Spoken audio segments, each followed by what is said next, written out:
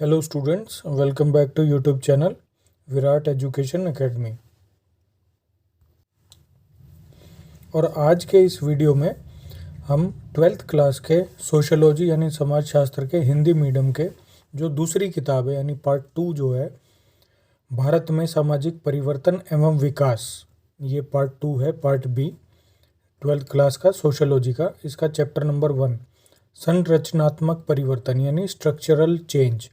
इसकी थोड़ी सी introduction summary आप कह सकते हैं, इंट्रोडक्शन कह सकते हैं, ये इस वीडियो में आपके साथ आज हम शेयर करेंगे। शुरू करते हैं आज का वीडियो।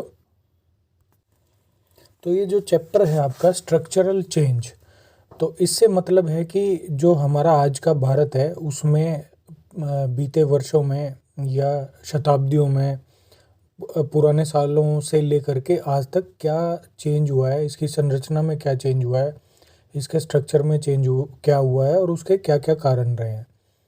तो ये इस टॉपिक पर ये चैप्टर बेस्ड है।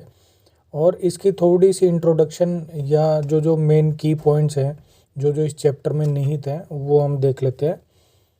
वर्तमान को समझने के लिए अतीत को जानना ज़रूरी होता है, यानी आज जो हम हैं उसको अगर बढ़िया से समझना है तो पास्ट में क्या थे, अतीत में क्या थे, वो जानने की ज़रूरत है। भारत के आधुनिक रूप को समझने के लिए इसके इतिहास को समझने की आवश्यकता है।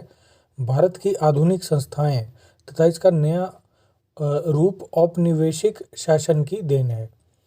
उपनिवेशवाद के कारण भारत को आधुनिक विचारों का पता चला। तो औपनिवेशिक शासन मतलब, उपनिवेशवाद या औपनिवेशिक शासन का मतलब होता है जब एक देश जो है दूसरे देश पे कंट्रोल कर लेता है और उसको उस पर शासन करता है, तो इसको बोलते हैं औपनिवेशिक शासन। अगला पॉइंट है, जैसे बताया गया है, एक स्तर पर एक देश के द्वारा दूसरे देश पर शासन को उपनिवेशवाद माना जाता है। भारत के इतिहास से यह पता चलता है कि यहाँ काल और स्थान के अनुसार, यानी अलग अलग कालों में और विभिन्न स्थानों पर अलग अलग प्रकार के समूहों द्वारा शासन किया गया है। अलग अलग क्षेत्र में, अलग अलग जगह पे, अलग अलग टाइम पर अलग अलग समूहों यानी ग्रुप्स के द्वारा यहाँ पर शासन किया गया है। प्राचीन भारतीय अर्थव्यवस्था लेन देन पर आधारित थी, परंतु ब्रितानी उपनिवेशवाद यानी जो ब्रिटिश उपनिवेशवाद था, ब्रिटिश शासन था, वो पूंजीवादी व्यवस्था पर आधारित हुआ।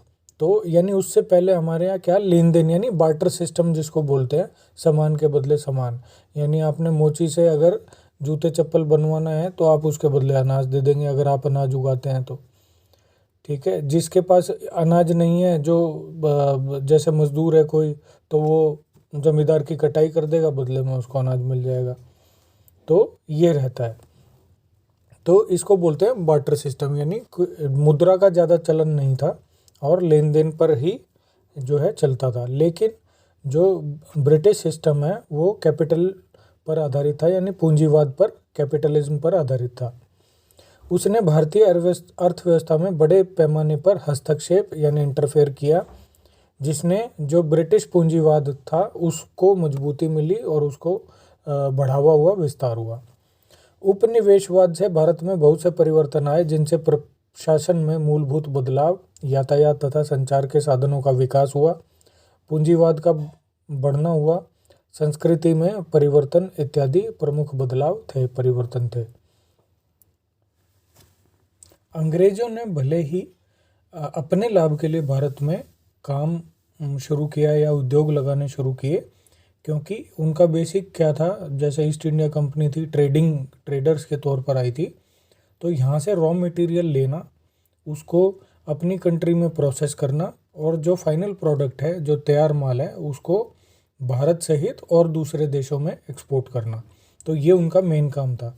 तो भले ही फिर उसके लिए उन्होंने यहाँ उद्योग लगाने शुरू किए, ये उनका अपना फ़ायदा था, लेकिन इनडायरेक्ट रूप से भारत का भी विकास हुआ। उससे भारत का औद्योगिकरण शुरू हो गया और नगरीकरण भी शुरू हो गया।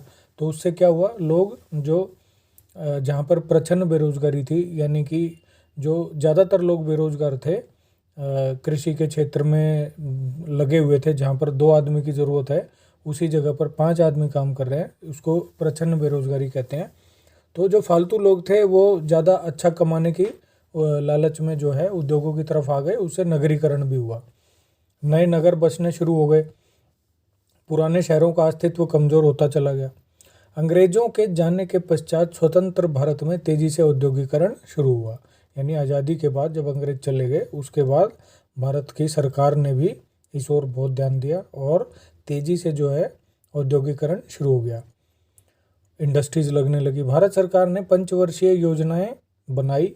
तो आज़ादी के बाद आप जानते ही हैं कि कई सारी पंचवर्षीय योजनाएं चली हमारे देश में। इनका मुख्य उद्देश्य क्या था? भारत का औद्योगिकरण करना था, ताकि भारत जो है अपने पैरों पर खड़ा हो सके। भारत में भारी मशीनीकृत उद्योगों का विकास हुआ।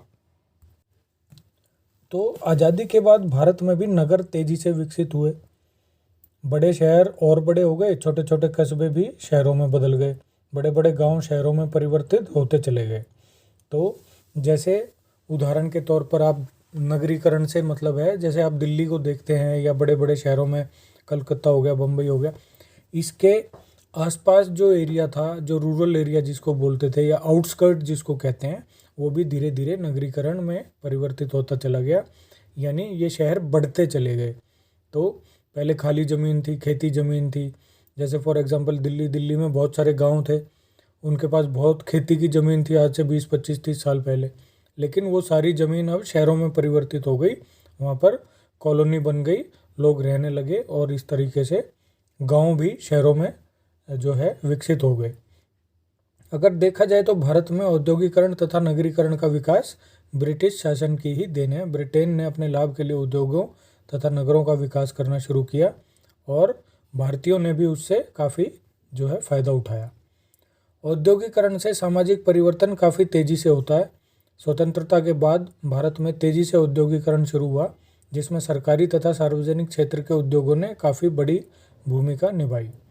आज उदारीकरण तथा भूमंडलीकरण के समय में तो यह और तेज़ी से बढ़ रहे हैं। अब औद्योगिकरण तथा नगरीकरण प्रत्यक्ष रूप से एक दूसरे से संबंधित हैं। यानी उद्योग लगेंगे तो कहाँ लगेंगे? गाँव में तो लगेंगे नहीं। तो जहाँ उद्योग लगेंगे वहाँ पर उसके आसपास लोग जो उसमें उद्योगों में जो जुड़े हुए हैं रोजगार से, वो उसके आसपास रहने लगेंगे। तो वहाँ पर फिर उद्योगों में काम धंधा होगा बजाय खेती के। तो जो है खेती की वहाँ ज़रूरत नहीं रह जाएगी, वहाँ नगर बसने शुरू हो जाएंगे। तो इसी वजह से हम कह सकते हैं कि औद्योगिकरण तथा नगरीकरण डायरेक्ट रूप से एक दूसरे से रिलेटेड है। जहाँ पर उद्योग विकसित होंगे वहीं पर भी नगर भी विकसित होंगे।